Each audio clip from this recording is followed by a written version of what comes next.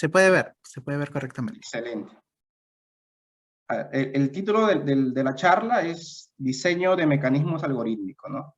El objetivo aquí es introducir un grupo de algoritmos usado en un área de economía, que es el diseño de mecanismos, que está en la intersección entre economía y computer science, ¿no? Y es un tópico actualmente muy estudiado, tanto teórico como aplicado. El esquema de la presentación va a ser el siguiente. Voy a comenzar con una introducción, voy a decir el enfoque de la charla, luego voy a mostrarles el algoritmo de Tatúnenme. Con ello me va a servir como un preámbulo para introducir lo que es el diseño de mecanismos, que es el grupo en el cual vamos a estudiar los algoritmos. En ellos vamos a ver en sí dos algoritmos muy conocidos, que es el algoritmo de Vickrey, con subasta de segundo precio, y el BCG, el algoritmo BCG, que es Vickrey-Clark-Brooks, ¿no? Y por último voy a presentar algunos tópicos de investigación que se usan y que se trabajan actualmente. El enfoque, ¿no? Comúnmente los economistas atacan problemas de economía, por ejemplo, de macroeconomía, usando métodos computacionales, ¿no? Esto es muy común, por ejemplo, usando estadística o usando econometría, ¿no? Que es un poco la fusión entre estadística y economía. Pero nosotros vamos a tener otro enfoque, que es, nosotros tenemos un problema computacional, pero necesitamos conceptos económicos para resolverlo, ¿no? Ese es el enfoque en el cual nos vamos a mover en esta charla. Para ello necesitamos un contexto, ¿no? Que es un contexto, un marco conceptual económico. En la figura vemos, por ejemplo, lo que se ve todos los días en un mercado en Lima, ¿no? Por ejemplo, acá es un mercado mayorista que se encuentra en La Victoria, ¿no? Entonces uno va todos los días, hay compradores y hay vendedores, y cada día se establece el precio de los productos, ¿no? De los bienes, ¿no? Las manzanas, los plátanos, las chirimoyas, ¿no? Entonces, ¿cuál es el marco conceptual de esta? ¿Cómo es que estos agentes económicos, compradores y vendedores, interactúan, ¿no? Entonces, el marco conceptual que vamos a trabajar es el siguiente, ¿no? Que cada agente actúa por beneficio propio. O sea, cada agente quiere maximizar sus utilidades, ¿no? A esto se le llama individuos racionales, ¿no?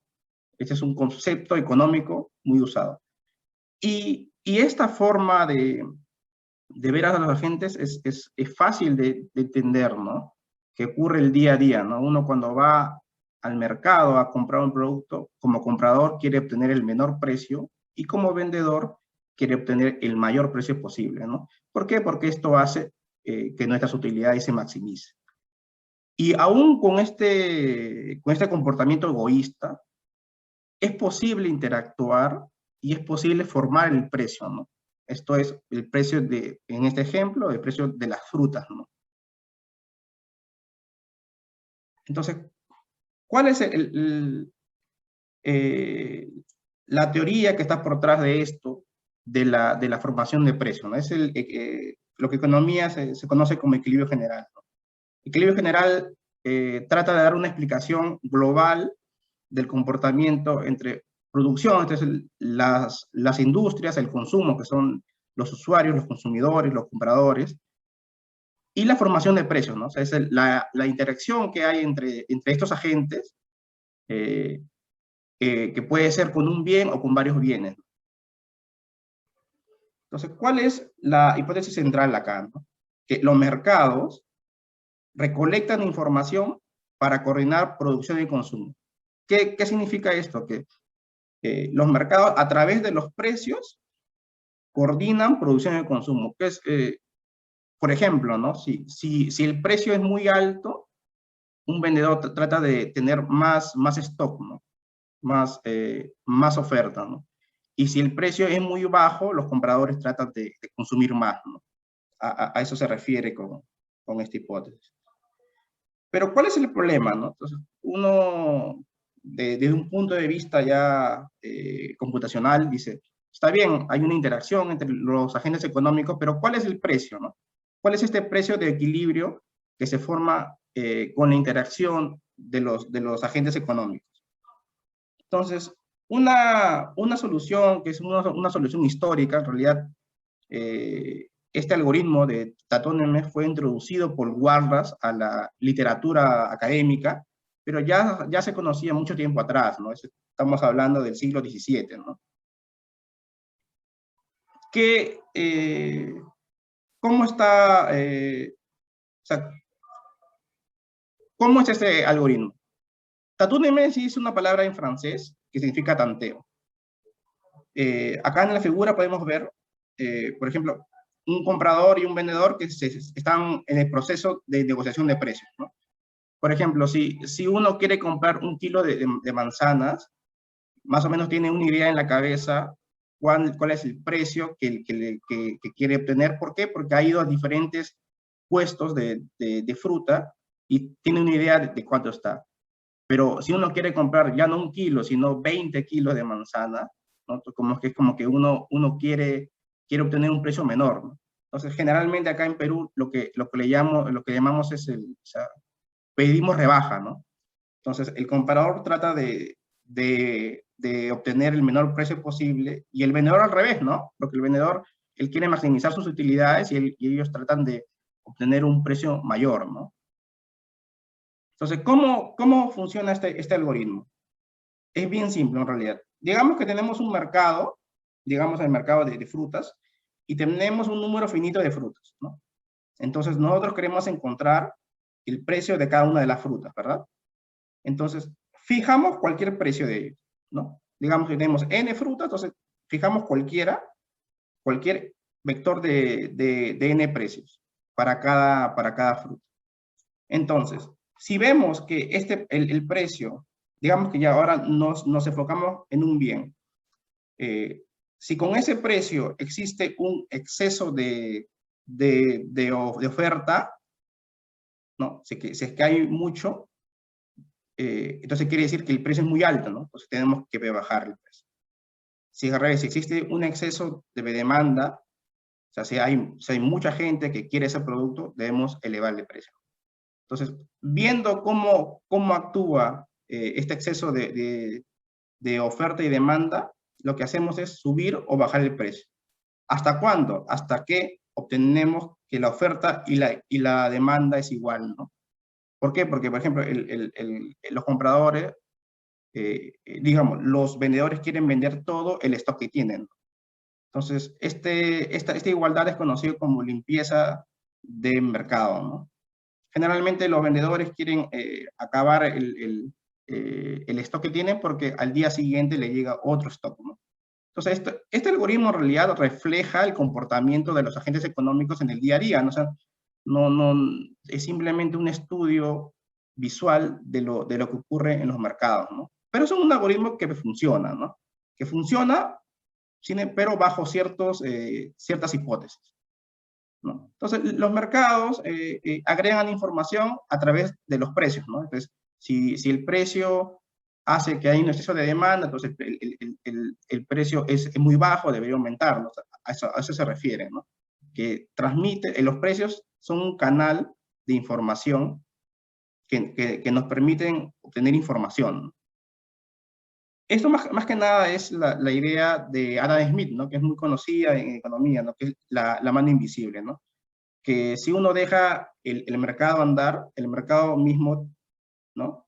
Hace que se forme un precio y ese precio es bueno para la sociedad, ¿no? Pero ¿cuáles son las limitaciones de este modelo, ¿no? Entonces, es fijarnos en los detalles. El resultado anterior, en realidad el resultado tiene una base matemática muy fuerte, o esa base matemática no fue descubierta sino después, ya en el siglo XX, porque requería herramientas matemáticas más fuertes de lo que se conocía cuando Walras lo estudió por primera vez. El resultado era muy bueno porque decía que el precio que el mercado, o sea, que el precio que el mercado obtenía era bueno para la sociedad, o sea, maximizaba el bienestar social. Pero se tomaba algunas asunciones, ¿no? Por ejemplo, se asumía que los agentes eran tomadores de precios, ¿no? O sea, esto es, por ejemplo, si un vendedor de manzanas tiene un precio que es el precio de mercado, pero si ese vendedor sabe que es el único puesto que vende manzanas, lo que él va a hacer es tantear de colocar un precio más arriba del precio de equilibrio, ¿no? Eso es lo que se conoce como monopolio, ¿no? Entonces, en realidad, lo que se está asumiendo es que el mercado es muy grande, esto es que no existen monopolios, ¿no? Lo cual no siempre es cierto, ¿no? Otra cosa es que no se preocupaba de los incentivos, esto es, se asumía que cada agente quería entrar a negociar, ¿no? Pero esto no siempre es así, ¿no? Por ejemplo, si un vendedor sabe que, digamos, que tiene manzana ahora, pero sabe que no va a llegar stock en los días siguientes, entonces lo que él hace es acapara la manzana y deja de vender un día porque no le conviene en ese día entrar al mercado, porque sabe que si lo vende durante la semana, en los días siguientes, puede obtener más ganancias, ¿no? ¿Qué es lo que ocurre también en Lima, ¿no? Cuando hay paros, ¿no? Los especuladores justamente hacen eso, ¿no? Saben que no va a llegar stock de ciertos bienes, entonces dejan de vender o ponen un precio muy alto porque saben que al final van a haber compradores dispuestos a pagar ese precio. Y también, que esta es una hipótesis que vamos a debilitar luego, suponemos que los bienes son divisibles, ¿no? Pero esto no siempre es cierto, ¿no? Por ejemplo, si vamos al mercado de carros, pues no tiene ningún sentido comprar un décimo de carro, ¿no? O sea, uno quiere el carro completito. No quiere comprar solo por la puerta, por ejemplo, ¿no? No quiere comprar un carro. O sea, hay ciertos bienes que no son divisibles, ¿no? Otro ejemplo puede ser las vacunas, ¿no? No me tiene ningún sentido tener un cuarto de vacuna o una fracción de vacuna, ¿no? O sea, por ejemplo, en la vacuna se necesitan mínimamente dos, ¿no? Dos dosis, ¿no? Entonces son ejemplos de bienes que no son divisibles, ¿no? Otra cosa es que también se asume que la comunicación del precio y los cálculos a hacer es simple, ¿no? Esto es, si tenemos un mercado muy grande, ¿no? Donde tenemos varios puestos que venden un bien, por ejemplo, manzanas, entonces asumimos que el precio acordado en un puesto es automáticamente revelada esa información para todos los vendedores, ¿no? Pero esto no ocurre así, ¿no? Entonces, ahora vamos a ver que cómo estas limitaciones, si uno relaja algunas hipótesis, entramos a otra área que es el diseño de mecanismos, ¿no? Que en esta área se encuentran los dos algoritmos, los dos mecanismos que vamos a estudiar. Por ejemplo, las subastas, ¿no? Es muy conocido que la Besunat, ¿no? Subasta generalmente, ¿no? Bienes, ¿no? Por ejemplo, si generalmente uno puede encontrar en la web de la SUNAT que se subastan carros, ¿no? O se subastan, no sé, casas o diferentes bienes, ¿no? Como dije, hay bienes como los que acabo de decir que no son bienes divisibles. Entonces, lo que hace la SUNAT para maximizar sus ganancias, o sea, para obtener el mayor valor posible, es realizar subastas, ¿no? Que es la típica subasta que uno mira siempre, ¿no? Que es, está un señor con un martillo y pregunta a la gente cuánto dan por ese martillo, ¿no? Él generalmente coloca un precio inicial, ¿no? 1000 soles, ¿no? Por un carro, ¿no? Y después la gente levanta, dice, no, yo doy, no sé, 1500. ¿no? Después otro, no, doy 2.000, así hasta que llegue el máximo precio y no hay ningún otro agente que quiera ofrecer más dinero, ¿no? Esto es conocido como subasta, ¿no? En específico, lo que acabo de detallar es subasta del primer precio, ¿no? ¿Por qué? Porque los agentes dan un precio, gana el que ofrece el mayor precio y paga ese precio, ¿no? Paga el mayor precio. Entonces, esta es una subasta en específico, en realidad la subasta puede ser más compleja, como vamos a ver luego. Entonces, la teoría de subastas plantea las siguientes interrogantes que son fundamentales en la economía. Por ejemplo, ¿cómo llegan los precios públicos a reflejar la información privada? Esto es, por ejemplo, en subastas, como el ejemplo que acabo de dar, si uno ofrece más precios porque él valúa ese bien más que otro agente que da un precio menor, ¿no? Entonces, los precios que uno hace público revelan algún tipo de información privada, ¿no? También, ¿por qué los agentes estratégicos interactúan con el sistema de precios de una manera que revela lo que sabe? Esto es, ¿por qué un agente debería participar de las subastas, ¿no? En este ejemplo.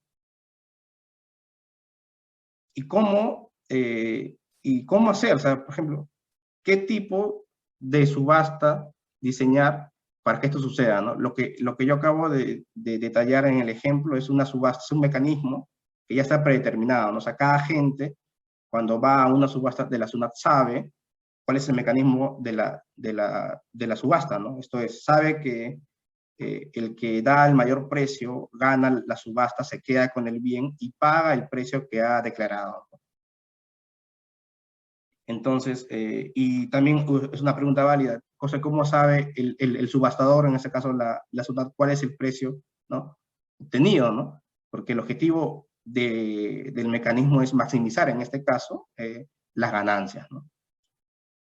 Entonces, esto era un ejemplo para introducir a un área muy grande en economía, ¿no? Que es diseño de mecanismos.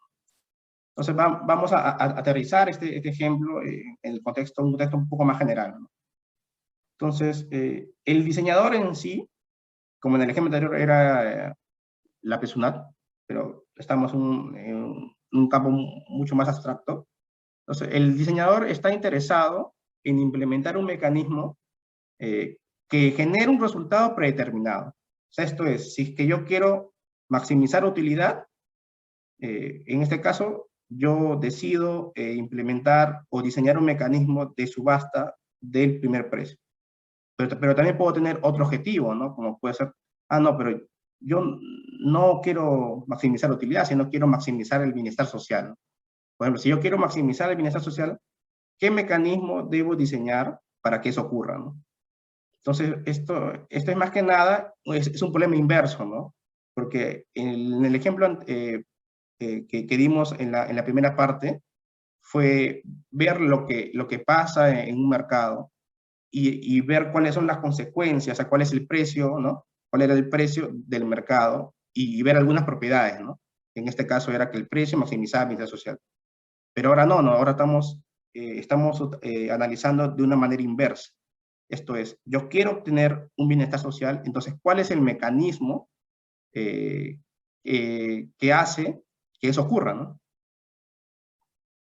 Entonces, la economía a diseñar tiene uno o más bienes, pero estos bienes van a ser indivisibles, ¿no? Esta es una hipótesis central en diseño mecanismo, lo cual difiere con lo que era equilibrio general.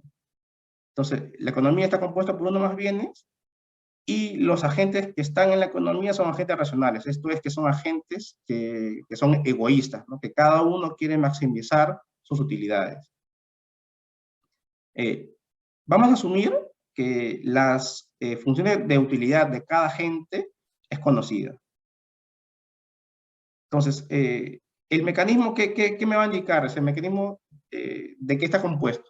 Está compuesto por dos componentes, ¿no? Por un lado me dice cuál es la alocación de los bienes. Esto es, digamos, si tengo, no sé, 30 casas y tengo 20 agentes, que quieren tener esas casas, entonces me dice, a la gente 1 le corresponde 3 casas, a la gente 2, 5 y así, ¿no? Esto se llama alocar los bienes en los agentes, pero hay una regla de pago, ¿no? Que es la segunda componente del mecanismo. Es cuánto tiene que pagar cada agente para participar del mecanismo. En el caso de la subasta del primer precio de la SUNAT que di, esto es, cada agente pagaba el precio que él ofrecía si es que ganaba la subasta, ¿no? O sea, si yo gano la subasta, pago el precio que he ofrecido, y si no gano la subasta, pago cero. Eso era la regla de juego, ¿no? Pero hay algunas restricciones aquí, ¿no? Por ejemplo, la compatibilidad de incentivos, que esto es lo que vamos a ver luego en los dos mecanismos que vamos a analizar. ¿Qué se refiere a esto? Yo quiero, por ejemplo, diseñar mecanismos tales que revelen la verdad. ¿Qué es esto? Por ejemplo, si es que se le pide a los usuarios revelar cuánto él valora un objeto, por ejemplo, si es que se subasta carros, entonces cada agente que participa de esa subasta tiene un valor de ese carro, ¿no? Digamos, para una gente puede valer 5.000 soles, para otra gente puede valer 20.000 soles. Entonces, pero ¿cómo hago mecanismos, cómo diseño mecanismos para que ellos digan su verdadero valor, ¿no? O sea, si es que yo lo valoro un carro en 5.000 soles, ¿cómo hago un mecanismo para que yo diga que para mí vale 5.000 soles y no 4.000 o no un precio mayor, por ejemplo? Otra restricción puede ser racionalidad individual. Esto quiere decir que cada agente le conviene participar de la subasta, esto es que no es obligado a participar de un mecanismo, ¿no? Otra condición es restricción de presupuesto, ¿no? Esto es que no es necesario subsidiar, no es necesario introducir un dinero exterior para que el mecanismo funcione. Y otra, por ejemplo, limpieza de mercado, ¿no? Que es lo que la restricción que había comentado al comienzo, que era que lo que es ofertado y lo que es demandado es lo mismo, ¿no? Es igual, ¿no? Entonces, que en el mercado no me queda ningún bien después de echarse a andar el mecanismo. ¿Y cuáles van a ser los inputs, no? O sea, cada agente va a revelar su valor privado, ¿no? Entonces, vamos a ver un ejemplo, ¿no? Para introducir el primer mecanismo que hemos dicho. Por ejemplo, ¿no? Acá vemos, esta acá es una caricatura en realidad de la época del segundo gobierno de Alan García, donde se le criticaba mucho porque privatizaba, ¿no? Y privatizaba algunos bienes públicos, ¿no? Entonces, los gobiernos, en este caso el peruano, privatizan un único bien público, por ejemplo, si tenemos en mente solo un bien público, ¿para qué? Ellos no buscan, en general, maximizar ingresos, o sea, no es que ellos quieran obtener, poner a la venta o privatizar un bien público para obtener el mayor precio, sino cuál es la idea que está por detrás. La idea por detrás es que el gobierno no es eficiente, ¿no? En administrar este bien. Por ejemplo, puede ser una empresa hidroeléctrica o puede ser, no sé, la empresa telefónica, ¿no? O empresas de luz, ¿no?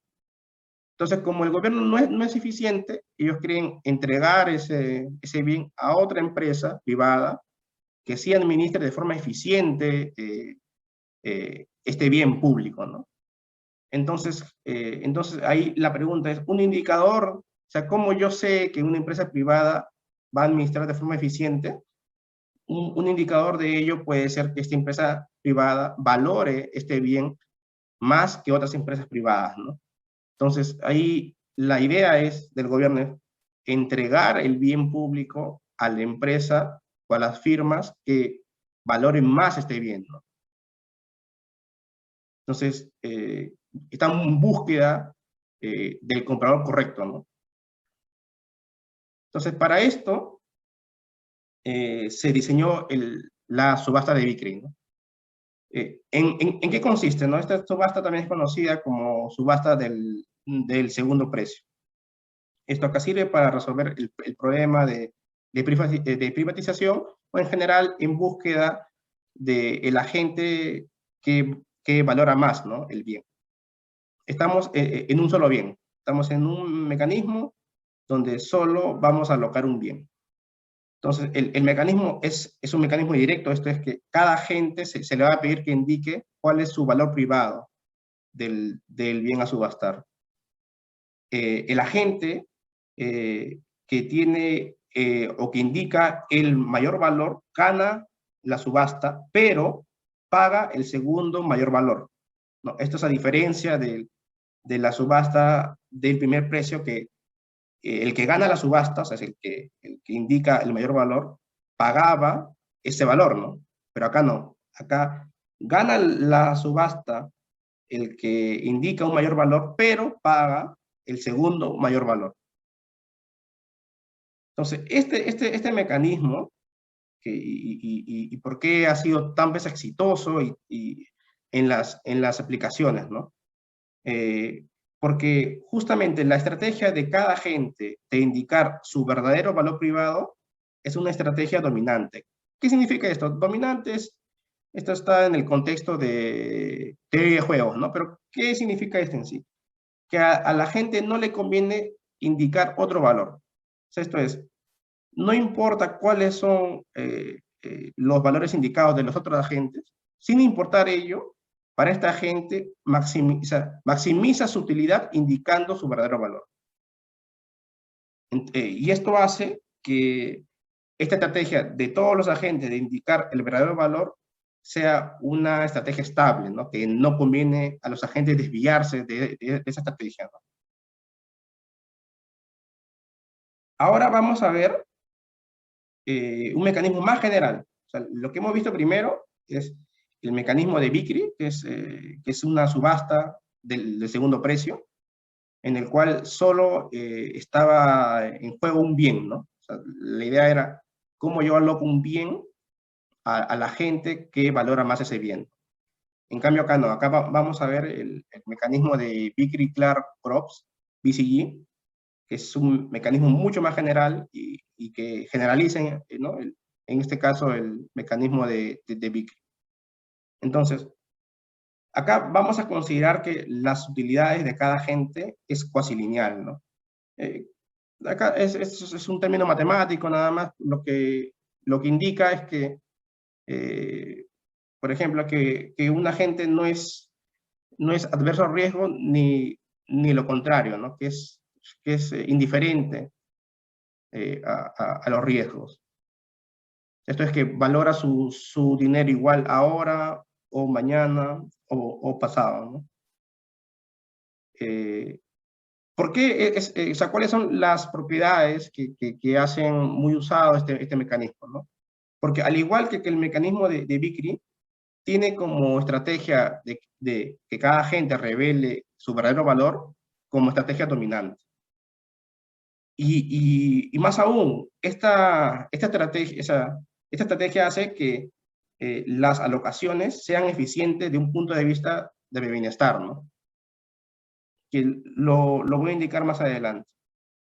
Este último es que si ponemos algunas condiciones adicionales, también podemos hacer que el mecanismo tenga restricciones de presupuesto de una manera débil y sea racional individualmente en el interín. Aunque esto acá no lo vamos a ver, pero es bueno mencionarlo. Entonces, ¿qué nos indica el mecanismo de Groves, ¿no? Este es un mecanismo un poco más general, y el mecanismo BCG, que es de Vickrey, Clark, Groves, es un caso especial de ese mecanismo. Entonces, como es indicado, un mecanismo tiene dos componentes, ¿no? En este caso, Xi va a reemplazar, va a representar la función de alocación. Esto es que cuánto del bien tiene cada agente, ¿no? Y P va a presentar la función precio, ¿no? A ver, los B sombrero son las funciones de utilidad de cada agente, ¿ya? Por ejemplo, el B sombrero I es la función de utilidad del agente I. y el B sombrero sin subíndice es el vector en el cual en la posición I está la función de utilidad del agente I. Entonces, el mecanismo de Grove está compuesto. ¿Cuál es su función de alocación? Es tal que maximiza el bienestar social, ¿no? ¿Qué es esto? Que maximiza las utilidades, sumando entre todos los agentes. ¿Y cuál es el precio que debe pagar cada agente, ¿no? O sea, el agente I en este caso, ¿qué paga?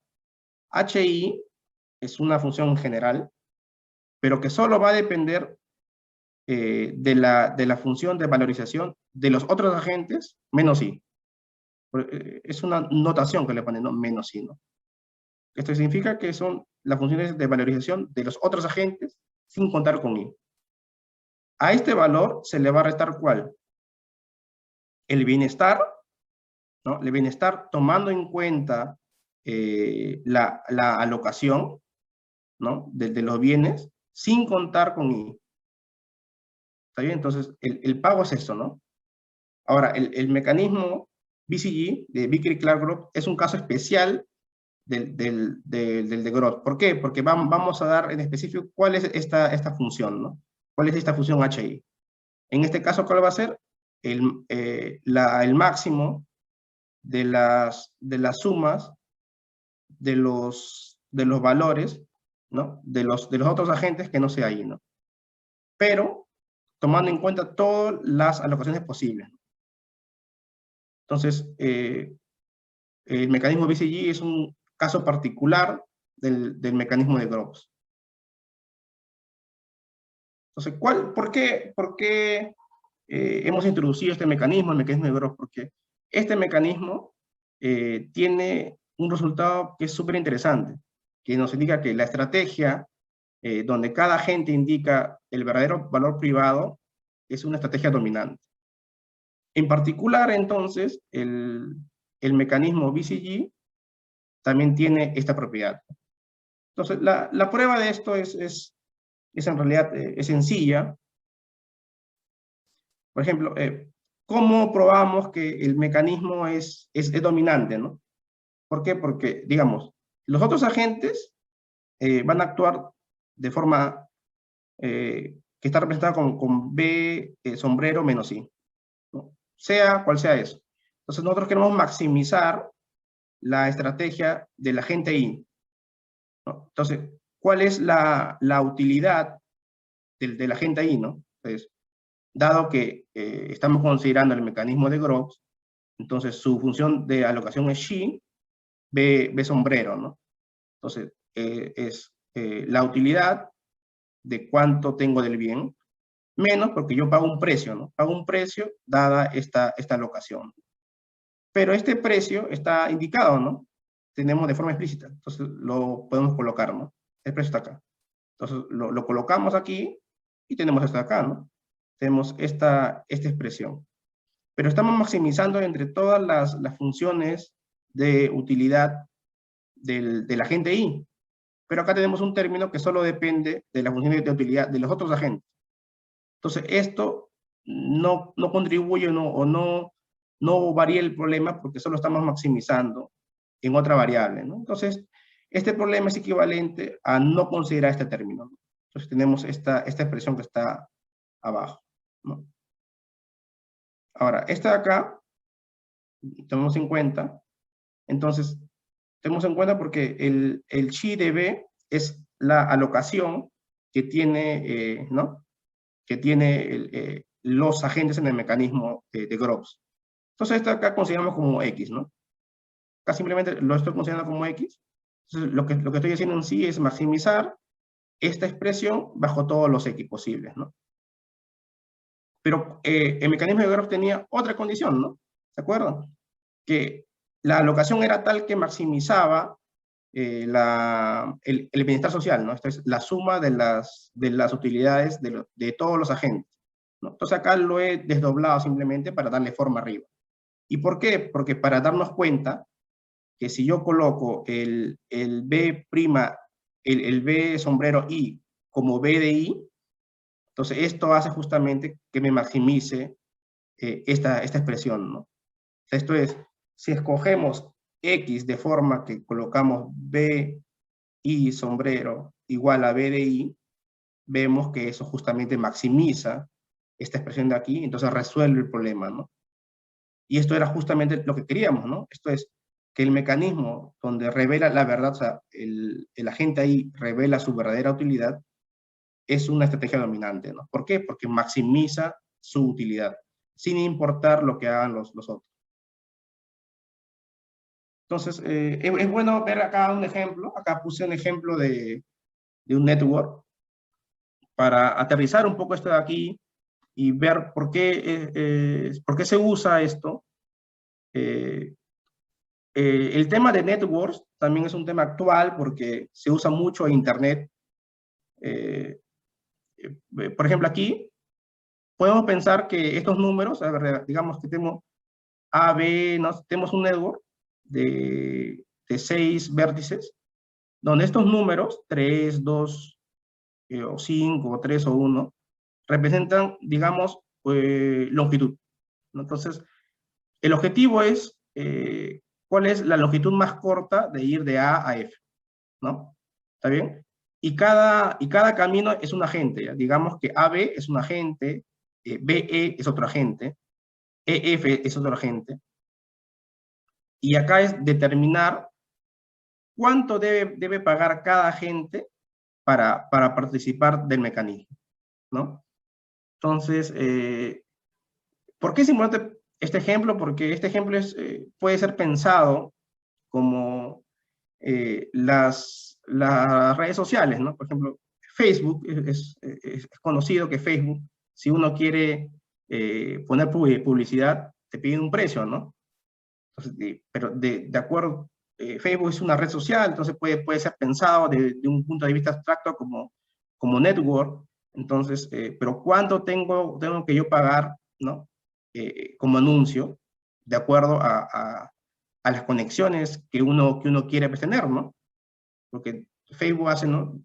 Hace diferentes clasificaciones de conexiones, y entonces, justamente este mecanismo, obviamente no exactamente pero variantes de esto fueron y son usadas inclusive hasta ahora para ese propósito, ¿no? Es cuánto uno debe pagar, por ejemplo, en anuncios de redes sociales, ¿no?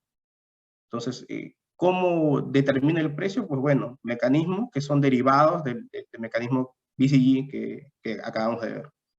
Entonces, pensemos en este network y cada número como longitudes, ¿no? Entonces, a ver, ¿cuál es el resultado, no? El chi, que es la función de la ocasión. ¿Cuál es el camino más corto? Que es el camino A, B, que A, B, después voy de B a E y de A a F, ¿no? Porque eso, ¿cuánto me cuesta? 3, 4, 5. Y si pueden ver cualquier otro camino, me cuesta más, ¿no? 2, 5, 7. ¿No? Si voy de A, C, E, F, sería 2, 3, 5, 6, ¿no? Entonces, todos son mayores a 5, ¿no? Entonces, el camino más corto, ¿no? Es A, B, E, F, ¿no? Entonces, con la interrogante que teníamos, ¿no? Entonces, ¿cuánto debe pagar AC, ¿no? Por ejemplo, ¿no? AC. Entonces, vamos al mecanismo BCG. Entonces, ¿cuál era una parte del mecanismo BCG, ¿no? Entonces, ¿cuál es el mecanismo más corto tomando en cuenta C? Como el mecanismo más corto no toma en cuenta C, entonces el precio va a ser igual 5, ¿no? Entonces tiene que pagar 5, entonces menos 5, ¿verdad? Ahora, ¿cuál es el camino más corto tomando en cuenta C? Igual, ¿no? O sea, no, disculpa, sin tomar en cuenta C. Igual, como el camino más corto no toma en cuenta C, el precio va a ser el mismo, ¿no? 5, ¿no? Entonces, ¿cuál es el precio que debe pagar AC según nuestro mecanismo BCG? Es menos 5, menos 5, que sería 0, ¿no? Y esto es lógico, ¿no? Si es que el agente AC sabe que no va a ser tomado en cuenta, entonces no tiene que pagar nada, ¿no? para participar del mecanismo, ¿no? Y esto vale para cualquier otra agente que no está dentro del camino más corto, ¿no? Por ejemplo, el BD, BF, DF, CF, CE, ¿no? Ahora, pero ¿cuánto pagan los agentes que sí participan, ¿no? Que sí son parte del camino más corto? Por ejemplo, AB. ¿Cuánto paga AB? Entonces, el camino más corto de AB, ¿no? Tomando en cuenta AB, ¿cuánto es? 5, ¿no? Lo que es de A, B, BE y F, 5. Pero impone un costo para los otros agentes, o sea, que no sea B, ¿de cuánto? De BE y F, que serían 2, ¿verdad? Entonces, ¿cuál es el camino? Entonces, ese es un término del pago, ¿verdad? ¿Y cuál es el otro? ¿Cuál es el camino más corto sin tomar en cuenta AB, ¿no? Entonces, el camino más corto, si se dan cuenta, es A, C, C, E y E, F, que tiene un pago de 3, 2, 6. Cualquier otro camino, por ejemplo, A, C, C, F, es un pago mayor que 6, ¿no? Entonces, ¿cuánto cuesta el camino más corto sin tomar en cuenta B? 6, ¿no? Entonces, ¿cuál es el pago según el mecanismo de BCG? Es el menos 6, ¿no? Que es el camino sin tomar en cuenta AB, menos lo que cuesta a otros usuarios tomando en cuenta AB, que sería menos 2. Entonces, menos 6 menos menos 2 es menos 4. Y así, ¿no? Así también, de la misma forma calculamos cuál es el pago de BE y F según nuestro mecanismo. Y tenemos que para BE es menos 2 y para EF es menos 3, ¿no? Entonces ya habiendo calculado los precios a pagar de cada agente dentro de este network, podemos preguntarnos, ¿no? Mira, si BE y EF en realidad tienen el mismo costo, ¿no? Porque ambos tienen una distancia de 1. Entonces, ¿por qué sus pagos son distintos, no? Que es una pregunta válida, ¿no? Digamos, si pensamos en distancias, si estos dos puntos están alejados de la misma distancia, ¿por qué tiene que pagar cada uno un precio distinto, no? Entonces, la respuesta acá es porque EF tiene un mayor poder de mercado, ¿no? Esto es que es más costoso no tener en cuenta a F que B, ¿no? Ahora, siempre es bueno comentar las limitaciones del modelo, ¿no? El modelo BCG es un modelo muy usado, pero así y todo tiene pues limitaciones, ¿no? Uno de ellos es que BCG requiere que todos los agentes revelen sus valores privados, ¿no? Pero vamos a ver por qué esto puede ser, no puede ocurrir, ¿no? Por ejemplo, ¿qué pasa si estos mismos agentes que participan en ese mecanismo, en un mecanismo que uno quiere diseñar, también saben que se van a encontrar con otros mecanismos, ¿no? O sea, van a participar de otros negocios, ¿no? Entonces, no conviene revelar totalmente tus valores privados porque capaz en los futuros negocios tu competencia no puede saber información que tú no quieres que sepa, ¿no? Y generalmente, entonces, dado esto, generalmente es preferible requerir la información de los agentes, solo lo necesario para calcular tanto la función de alocación como la función de precios, ¿no? Otra limitación del mecanismo es que puede haber colusión, ¿no? O sea, hasta ahora no hemos analizado, pero lo que ocurre a veces es que algunos agentes se ponen de acuerdo previo a un mecanismo, ¿no?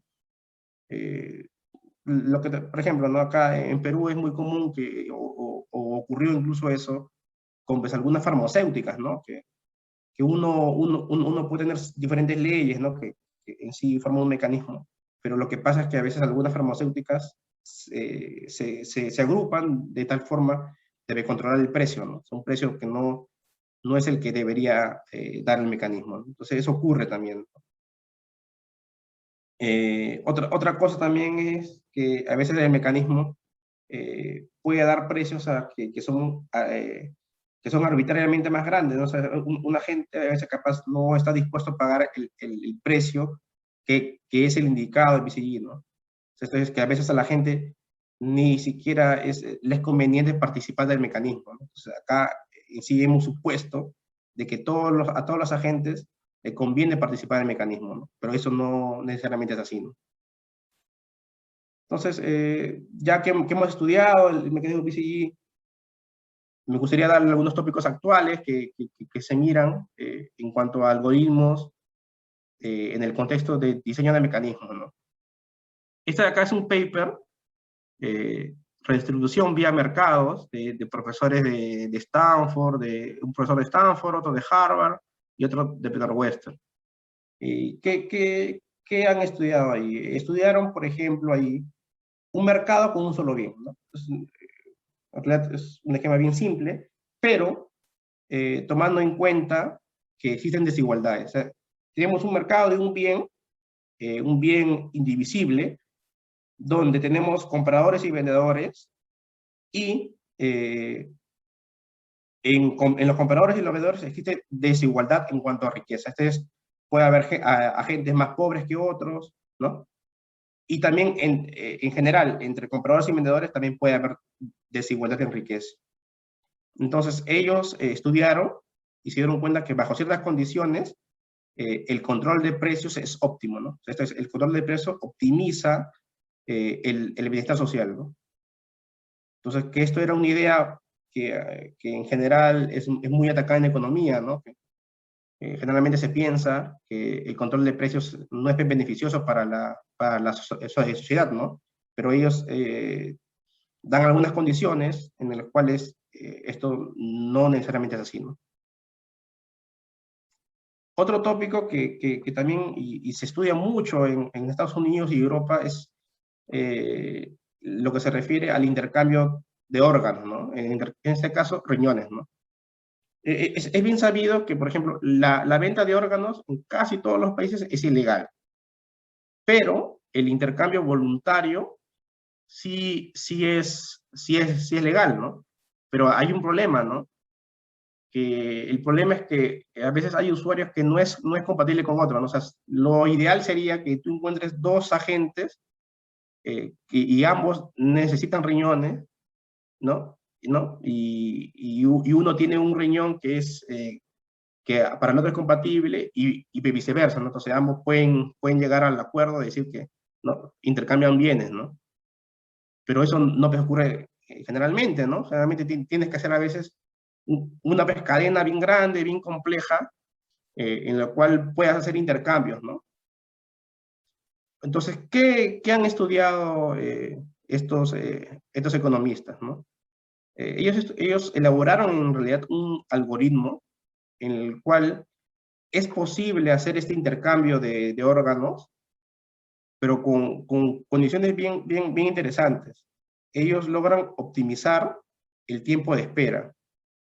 Entonces, ¿qué es esto? O sea, por ejemplo, muchas veces el problema está entre que uno organiza la cadena de gente para que se haya intercambio de órganos, pues bueno, un agente que necesitaba este órgano para vivir murió, ¿no? Porque hay un tiempo de espera, ¿no? O sea, hay un deadline ahí, ¿no? O sea, una persona tiene un tiempo de espera finito en el cual necesita ese órgano, ¿no? Entonces ellos han elaborado un algoritmo desde el punto de vista teórico y también lo han aplicado, ¿no? En unas muestras y tuvieron resultados eh, alentadores, ¿no?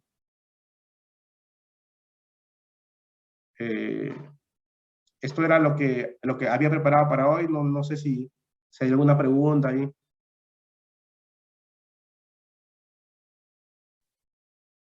Y gracias Nelson, muchas gracias por la presentación.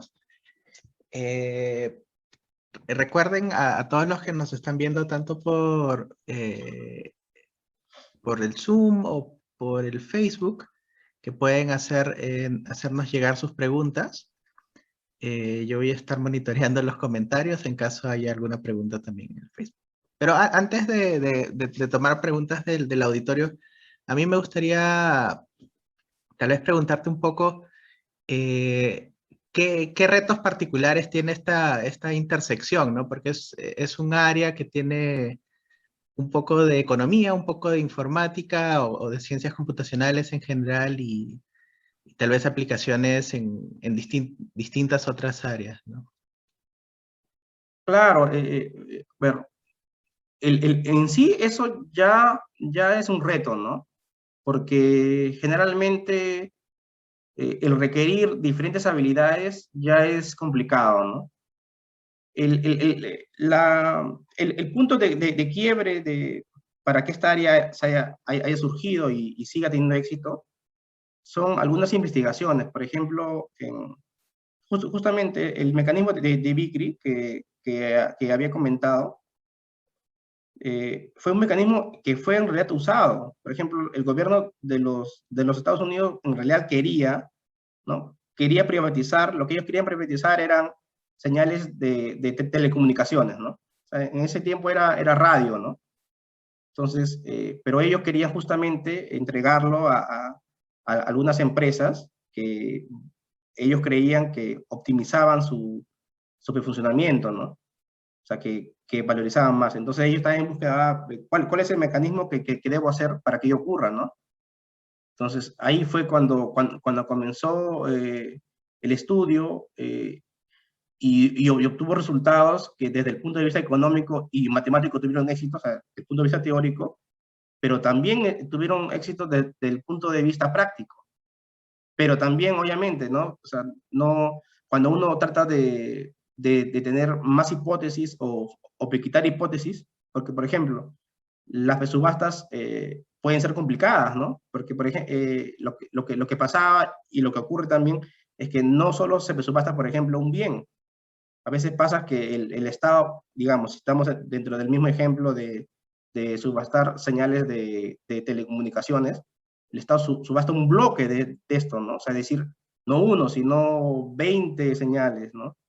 Y no es que todas ellas sean iguales, ¿no? Entonces, el mecanismo que se requería era más complejo. O sea, yo lo que puse aquí en realidad fueron los mecanismos más simples, ¿no? Los que se puede dar a conocer así de una forma más rápida, ¿no? Pero en realidad hay mecanismos bien complejos. Y justamente el éxito vino porque esta área obtuvo resultados que dieron grandes ganancias a los estados, ¿no? No pues solo en cuanto a dinero, ¿no? Sino también a pues investigación, ¿no? Porque dieron paso a otras áreas, ¿no?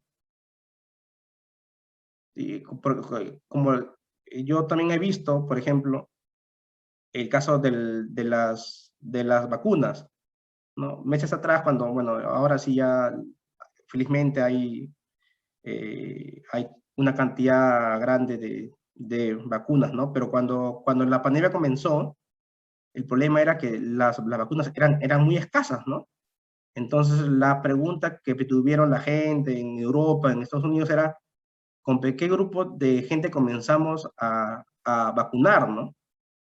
Porque yo había visto estudios donde con este esquema, con el esquema de diseño de mecanismo, elaboraron algoritmos en donde era a veces, o sea, bajo ciertas hipótesis, era más óptimo primero vacunar a los agentes que estaban más expuestos, ¿no? Que pues tenían más interacción, ¿no? Entonces la lógica era como que me conviene más vacunar a las personas que me salgan a la calle, por ponerlo así, porque esas justamente son las personas que me transmiten el virus, ¿no? Y no ve tanto a las personas, digamos, de edad que pues, sé que pues, están en casa, ¿no? Por ejemplo, ¿no? O sea, pero ahí el problema obviamente está y siempre es bueno ver y pues por eso siempre es bueno cuando uno hace un modelo o cuando uno expone un modelo también es bueno tener en cuenta las limitaciones del mismo, ¿no? Siempre es bueno eso, ¿no? Pero claro, como te acabo de decir, este tema de las vacunas, también vi investigaciones sobre estos aparatos de oxígeno que necesitaban la gente que estaban hospitalizadas, ¿no? Entonces, ¿cómo, no, cuál es, a qué gente das ese acceso, por ejemplo, de máquinas de oxígeno para que le salven la vida, y a qué gente no, ¿no? Entonces, ahí se requería un poco de ayuda científica, ¿no? Y ahí donde personas que están trabajando en esta área donde pues actuaron, ¿no? Ujú. Y estas técnicas de diseño de mecanismos, ¿tienen algún costo computacional importante o es algo que uno tal vez puede resolver de manera exacta sin tanto costo computacional? En general, las que se ponen más complicadas, ¿no? No No, solo no, sí, estas. este último tiene, justo el último que di de intercambio de órganos, sí, no, era más que nada un peso aproximado, ¿no? Era un aproximado. Ahora, yo personalmente no me he metido, ¿no? A implementar esto de acá, pero sí sé que hay algunos algoritmos que tienen un costo no pues, trivial, ¿no? O sea, cuando uno hace más complejo, o sea, cuando las hipótesis uno los quiere hacer más real, ¿no? Entonces ahí es donde el algoritmo se hace más complejo, ¿no? Pero a Ujú, veces estas primeras ideas donde el algoritmo es sencillo, es importante porque te hacen tener una idea, ¿no? De cómo los agentes económicos interactúan, ¿no? Entonces, sin esas ideas también es imposible hacer un algoritmo más complejo, ¿no? Pero sí, sí, sí, yo sí sé que estos mecanismos son en sí aproximaciones, muchos de ellos son pues, aproximaciones, no es que den un resultado exacto, ¿no? Como el mecanismo de Vickrey o el mecanismo BCG que puse acá, ¿no? ujú. Y tal vez, justo en esa línea, hoy en día al menos en muchos servicios informáticos, existe y está embebido, justo como conversábamos al inicio también, están embebidas estas ideas de subasta, ¿no? Por ejemplo, la publicidad de Facebook, las publicidades de Google, incluso hay subastas para acceder a recursos computacionales en la nube, ¿no? Entonces, normalmente uno paga una cantidad, pero si los recursos están disponibles, uno puede Claro, subastar por estos, ¿no? pero Entonces, te das cuenta que, por ejemplo, el subastador, por ejemplo, digamos Facebook, ¿ya? Un ejemplo. Facebook nunca revela cuál es su mecanismo. O sea, su mecanismo está bajo 7 llaves, porque si es que ellos revelan su mecanismo, entonces uno puede hacer los cálculos, ¿no? Y puedes optimizar, ¿no? Tu estrategia, ¿no?